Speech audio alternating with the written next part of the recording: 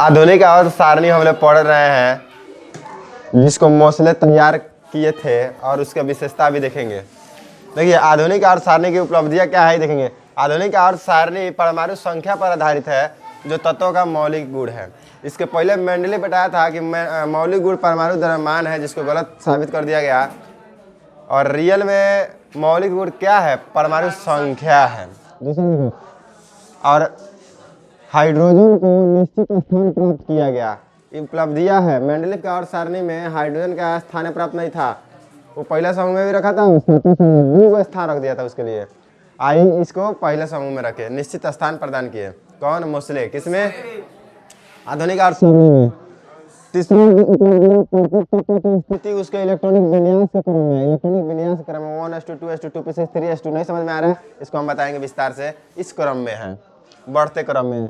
चौथा, प्रत्येक आवर्त क्षार धातु से प्रारंभ होता है और अक्रिय तत्व से समाप्त होता है। सब के सब काची से शुरुआत होता है? क्षार धातु से, और अक्रिय समाप्त होता है। इधर देखिए, अज्ञात तत्वों के लिए आवर्त 7 में रिक्त स्थान छोड़ दिया गया, जिसमें बहुत से तत्वों की खोज हुई है। मतलब जो तत्व अभी ज्ञात नहीं है उसके लिए पीरियोडिक टेबल में खाली स्थान भी रखा गया है। 7वां आवर्त जो कि अधूरा था, यहाँ पे लिखे थे उसमें, और उससे काफ़ी तत्वों का खोज भी हुआ। इधर देखिए भाई, आधुनिक आवर्त सारणी में धातु एवं अधातु को उपधातु द्वारा अलग कर दिया गया है। इतना सिस्टमेटिक ढंग से होगा ना कि बाएं साइड में धातु है, दाएं साइड में अधातु है, और धातु अधातु के बीच में उपधातु है। कितना आप बढ़ते क्रम में है, बहुत बढ़िया है। इधर देखिए, आधुनिक आवर्त सारणी में सामान्य तत्वों, संक्रमण तत्वों, अक्रिय गैसों को स्पष्ट रूप पृथक रखा गया, अलग अलग रखा गया। आधुनिक आवर्त सारणी में जो सामान्य तत्व है उसको, या संक्रमण तत्व है उसको, या अक्रिय गैस अलग अलग रखा गया। तो याद कर रहा है? याद करो, सुना देना। संक्रमण तत्व आगे आप पढ़िएगा, सब के सब बताएंगे। पीरियोडिक टेबल बनाएंगे ना तो वो सब बताएंगे।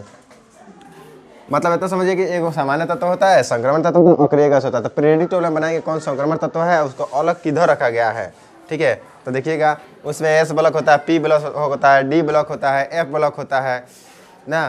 तो ये अभी तो बताया नहीं, जब तक पीरियोडिक टेबल बनाएंगे नहीं तब तो नहीं बताएंगे। ये खाली विशेषता बता रहा है, विशेषता जान जाइएगा तो फिर पीरियोडिक टेबल आपको समझ में आ जाएगा अच्छा से।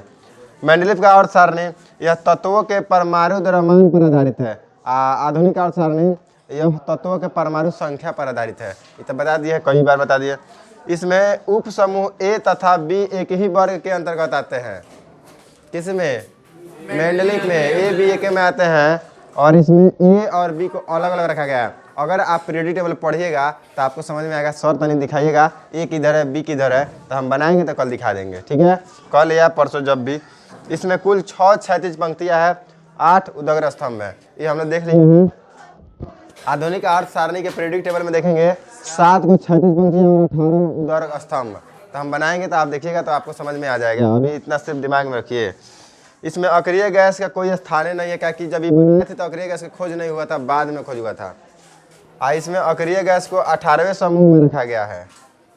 अक्रिय गैस को किस में रखा गया है? 18वें समूह में। इसमें कई दोष है, मेंडलीव में कई दोष है, उसी दोष को दूर कर दिया गया तो इसमें कोई दोष नहीं है। और यह आवर्त सारणी का छोटा रूप है और आवर्त सारणी का बड़ा रूप है, दीर्घ रूप है, ताकि बढ़ते क्रम में सजाया गया है। ठीक है।